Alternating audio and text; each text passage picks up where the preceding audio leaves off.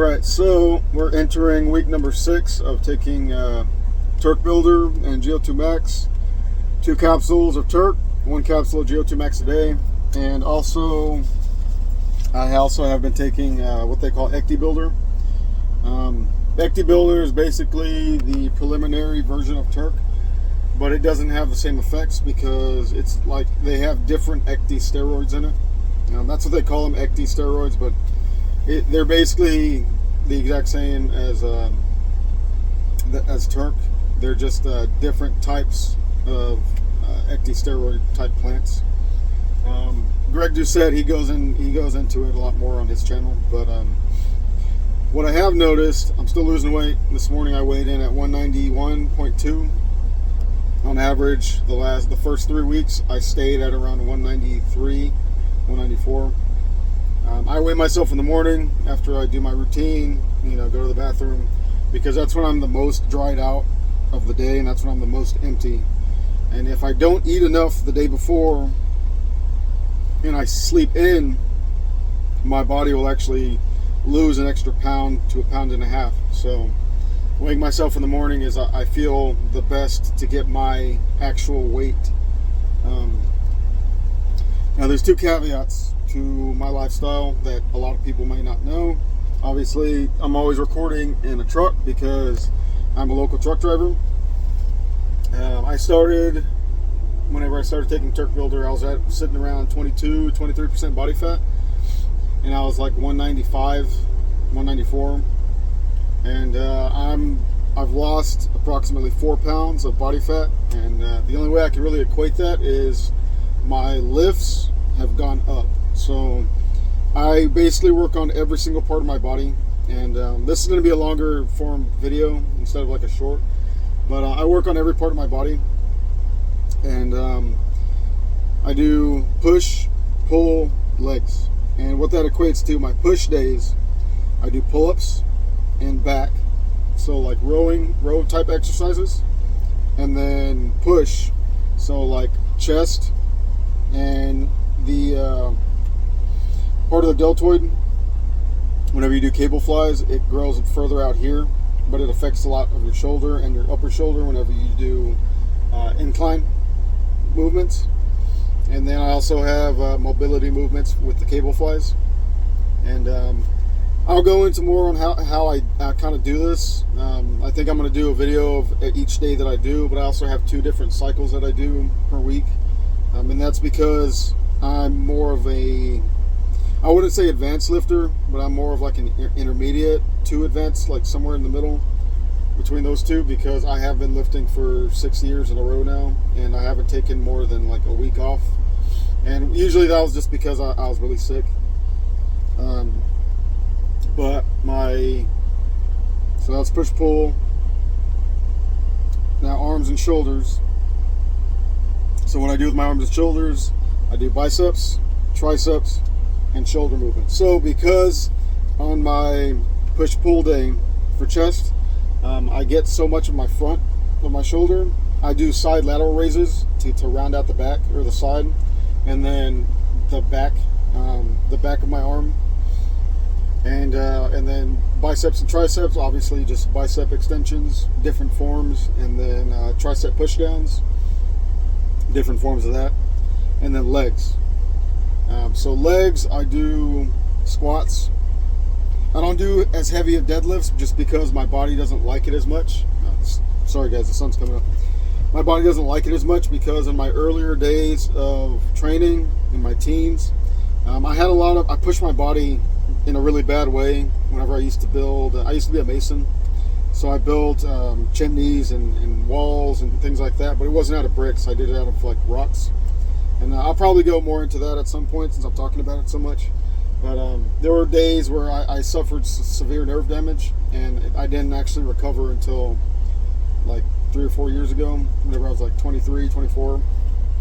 So I try not to do as much deadlift as I should, but I do work out my lower back. So that's the caveat to that. But squats, I do leg extensions, I do leg curls, and then leg press. So the leg press, really easy on your back, super good mobility for your legs, and I do a really deep leg press now, and it's actually helped me with my knees. And for me, like I said, because of the kind of work that I did early on, I just try to take it a little easier on certain joints that I have, because I did press so hard before I was actually ready to. And obviously, you want to live smart, because you're only in your 20s once. And me personally, I'm in my later 20s, and I don't want to have and suffer those injuries later on in life. Obviously, you see people like Ronnie Coleman, he hurt his back lifting too heavy. Obviously, there's people tearing their fucking excuse my language, they're tearing their chest muscles, and they're tearing their arm muscles. So like the Tren twins, I mean, I'm sure if you've heard about Tren or ecdy steroids or anything like that, you know about them. There's another guy, Callum Von Moger. I know that those guys are on steroids, but they just did things that like basically hyperextended their body in a way that they shouldn't have, and they suffered the consequences. So I don't want to do that, and I want to basically build up my tendons as I build up my muscles, because I am staying natural. And that may or may not change over the years. But like I said, I'm still at least 10 to 15 years away from ever even thinking about the realm of that, because my diet is I still need improvements on it, and I'm not ashamed to say that. I mean, some people are really good about it. Just because of my work schedule, I eat 2 big meals a day, and for my body, that's enough.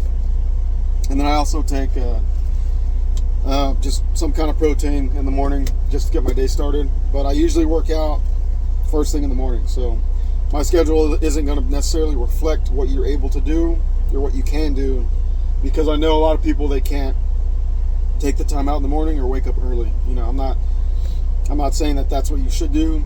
Find something that works for you. But yeah, anyway, those are my 3 training days, and then I repeat that twice in a week. So yeah, so I just want to say, so far I'm losing fat and building up my muscles, and people are actually starting to notice that my body, like my actual body, has gotten smaller.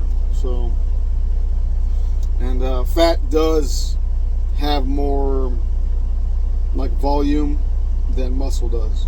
Like fat takes up more space.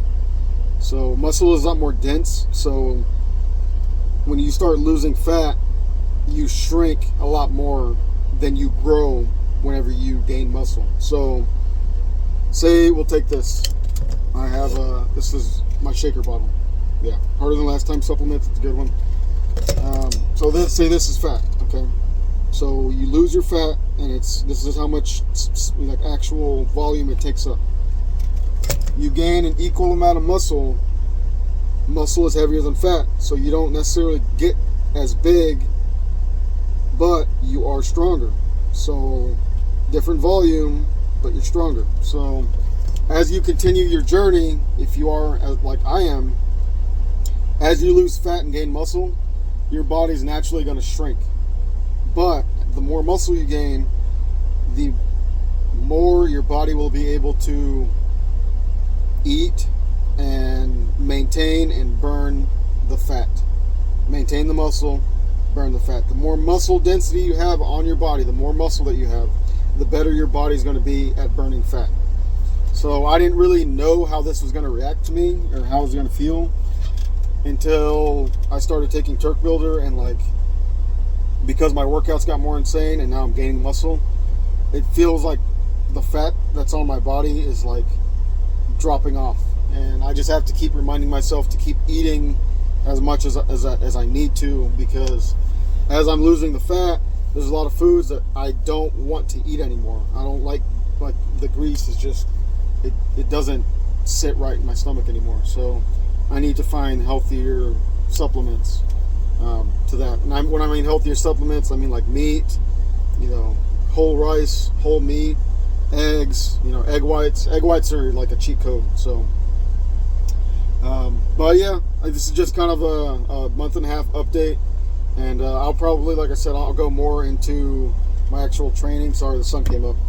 And I'll cover a lot more of those kind of videos, and of show y'all what I do. I just go to Planet Fitness right now, but I'm saving up for a multifunctional gym at home because I don't like filming in public because other people are just trying to work out, you know, and I don't want to make them feel awkward being around me.